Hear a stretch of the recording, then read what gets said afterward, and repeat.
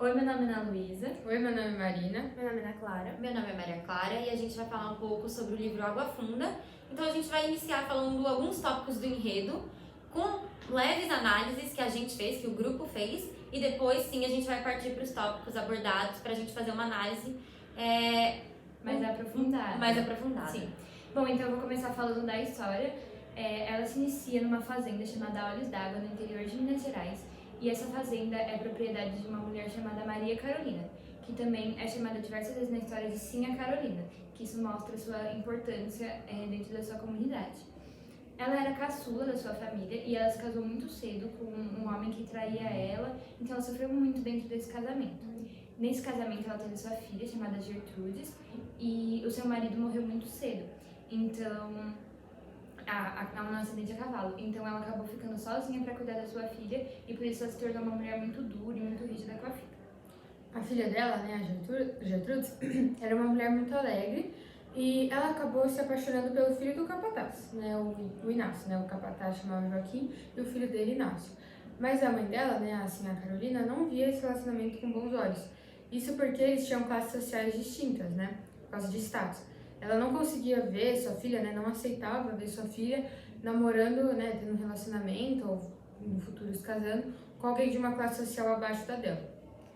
Os pais de Sinha Carolina, o Giovanni e a Maria, eram avós de Gertrudes e eles eram muito próximos, porém eles acabaram falecendo e Gertrudes teve que ficar com a mãe.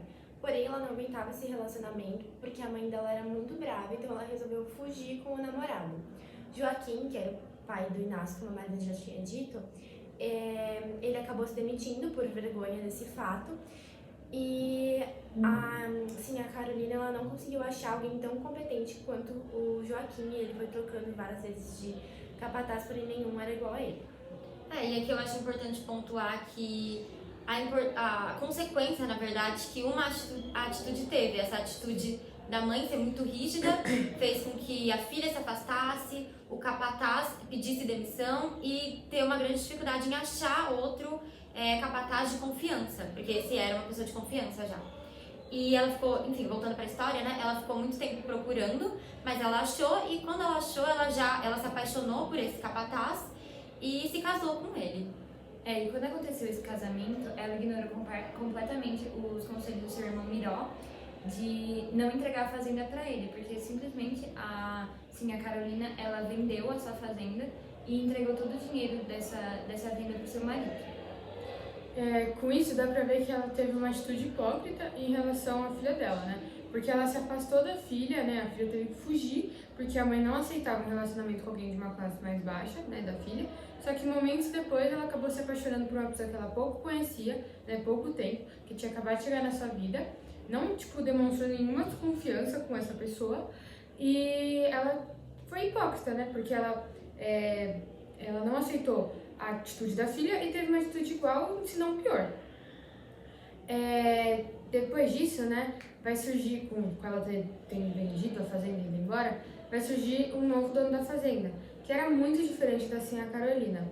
Ele deu um emprego para as pessoas, tanto na plantação quanto na colheita, e ele era um chefe que não só mandava, ele participava também. Então ele era muito humilde e ele conseguiu conquistar o coração de todos, muito rápido.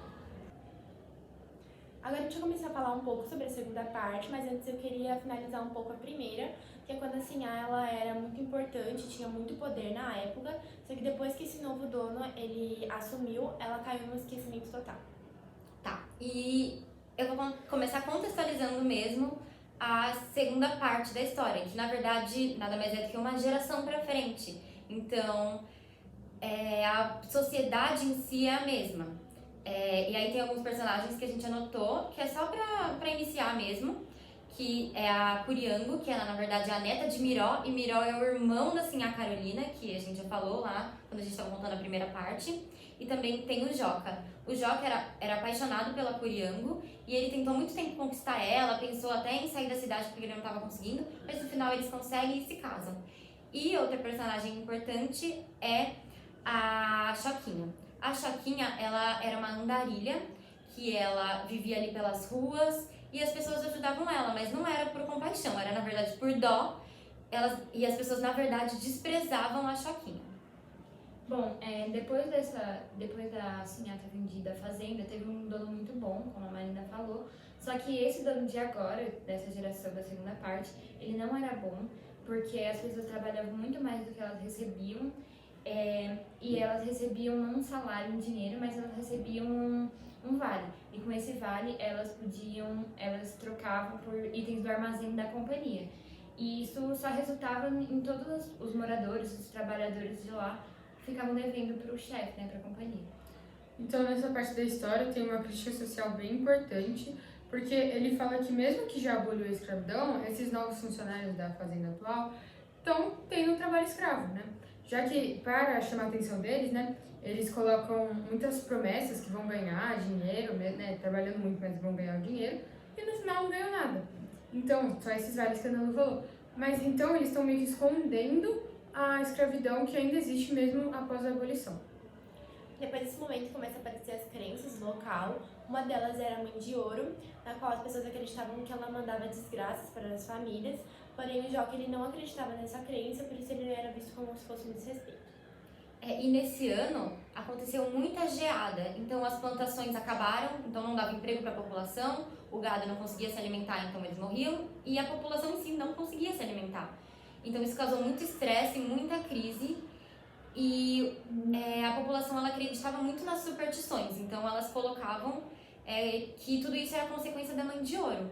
E o Joca também, ele passou a ter muitos surtos. Ele ficava violento, mas depois ele não lembrava mais que ele estava violento, que ele surtava. Então, a população, como ele não acreditava nas crenças, a população falou que isso era tipo a Mãe de Ouro tentando provar que ela existia, que as crenças tentando se provar que ela existia, fazendo com que o Joca em si sofresse essas consequências muito pesadas.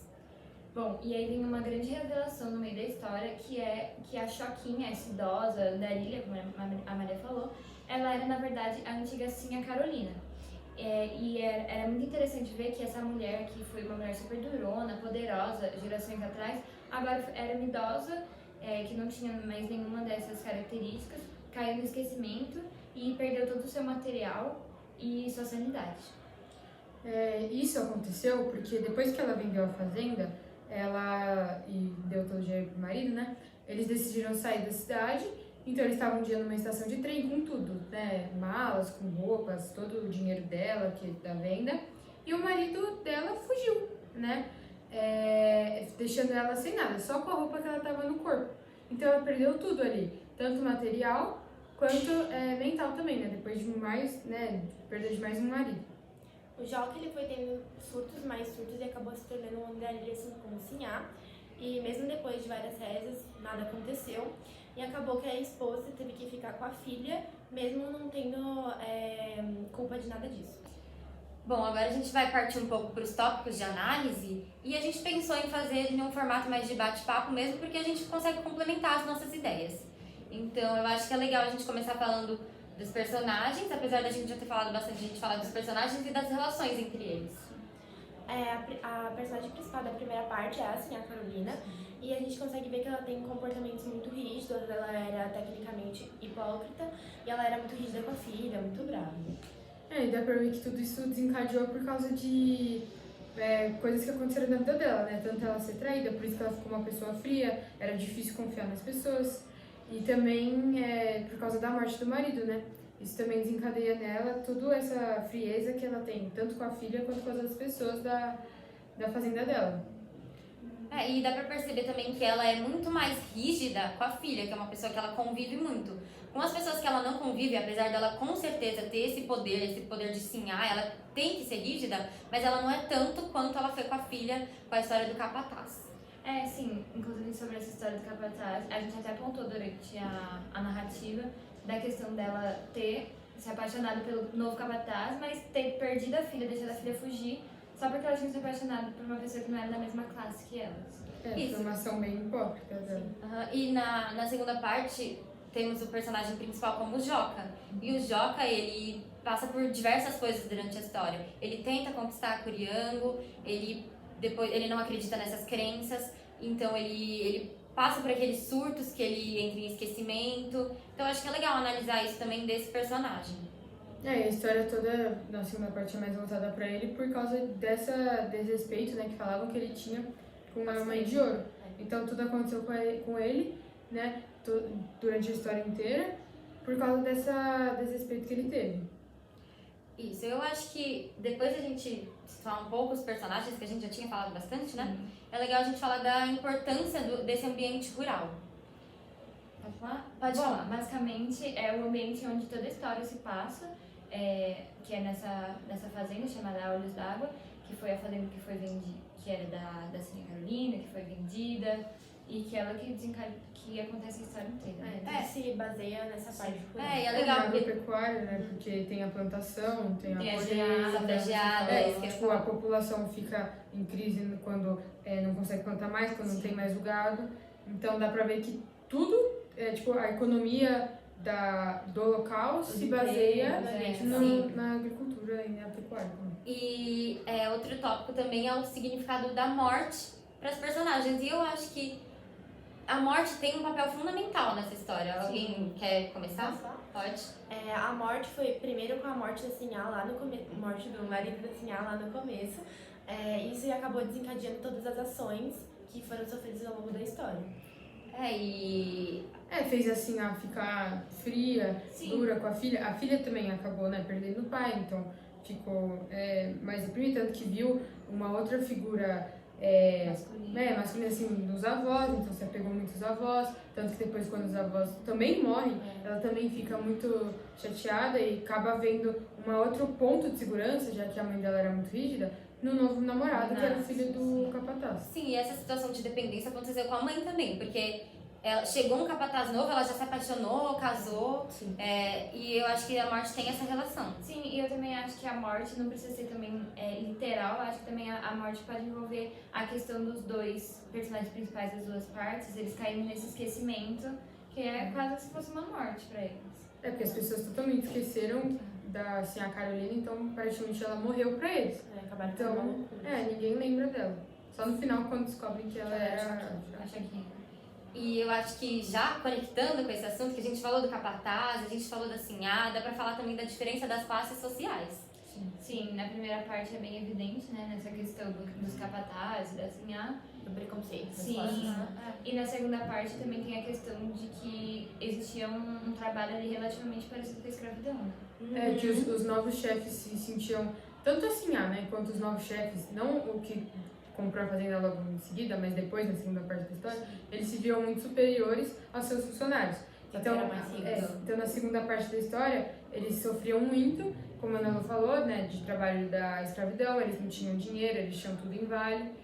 E na primeira parte, né, a Sinhá também se via muito superior, tanto que não permitiu sua filha se casar, né, se apaixonar, que é só por causa de status. E eu acho legal também colocar que até agora na nossa análise, a gente consegue pegar um ponto de análise e analisar tanto na primeira parte da história quanto na segunda. Dá pra ver que elas estão conectadas. Estão conectadas, são gerações diferentes, mas os eventos eles vão acontecendo com certeza bem parecidos, de maneiras diferentes, mas sim tem com certeza uma relação.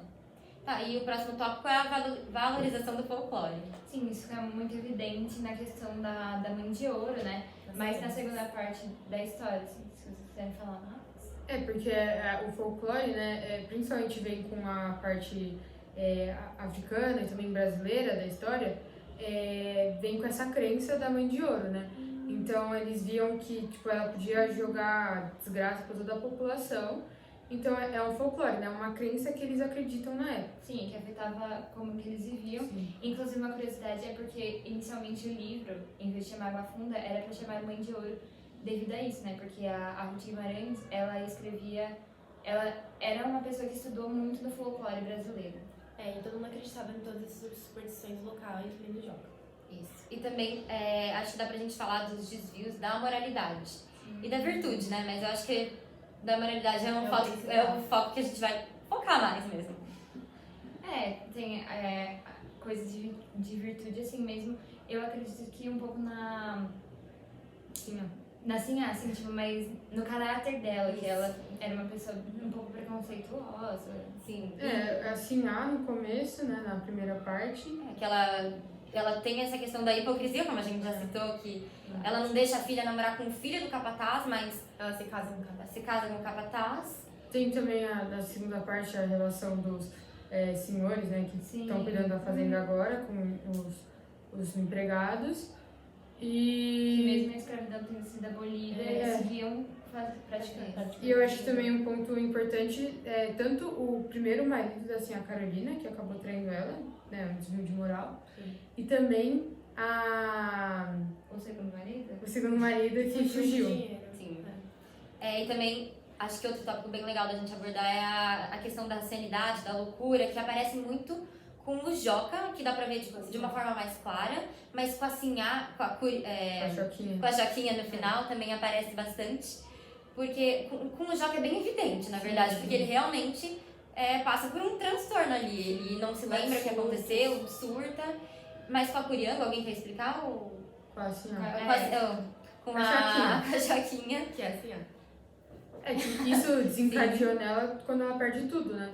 Porque ela acaba perdendo tanto o marido quanto coisa material. E como ela já tinha perdido muitas pessoas na vida dela, perdeu os pais, perdeu a filha, né? A filha fugiu, perdeu o capataz, que ela tanto confiava, perdeu o ex-marido, esse marido novo também. Então acaba que ela fica sozinha. Então Ela cai nesse esquecimento total e vira uma loucura. ela fica totalmente fora de si, né? Fica louca. E eu acho que, por último, o tópico que a gente ainda não abordou, mas eu acho que é muito legal a gente abordar, é a importância do tempo na narrativa. Porque esse tempo é feito de uma forma mais cronológica. E eu acho que ele ajuda muito nessa visão da narrativa de ser uma coisa de geração. Porque inicia com uma geração, depois passa... Era a geração do Miró ali, da Sinhá. E depois veio a filha do Miró, então... Teve uma... A Sinhá já é uma idosa nessa época. Então o tempo cronológico ele é super importante para contar esse processo mesmo. Então, alguém quer colocar mais algum ponto, pontuar? Acho que não. Acho que não. Eu acho que no final a gente gostou bastante do livro. A gente achou que tem reflexões muito importantes, dá para usar bastante como repertório para redação. E é isso. E a Ruth, né, a Ruth Guimarães, que foi quem escreveu o livro, ela consegue abordar vários temas em um. Com certeza. Como a Maria falou de repertório, então tem tanto a cultura afro-brasileira, né, com as crenças, com o folclore, tem a loucura, que pode ser utilizada também. A relação das classes sociais. As classes sociais, sim, tem várias Preconceito E já falando da Ruth Guimarães, ela foi muito importante para a literatura brasileira, porque ela foi a primeira mulher negra em diversos aspectos, de publicação, de entrar em academias, enfim. E eu acho que é mais isso mesmo. Obrigada. Obrigada.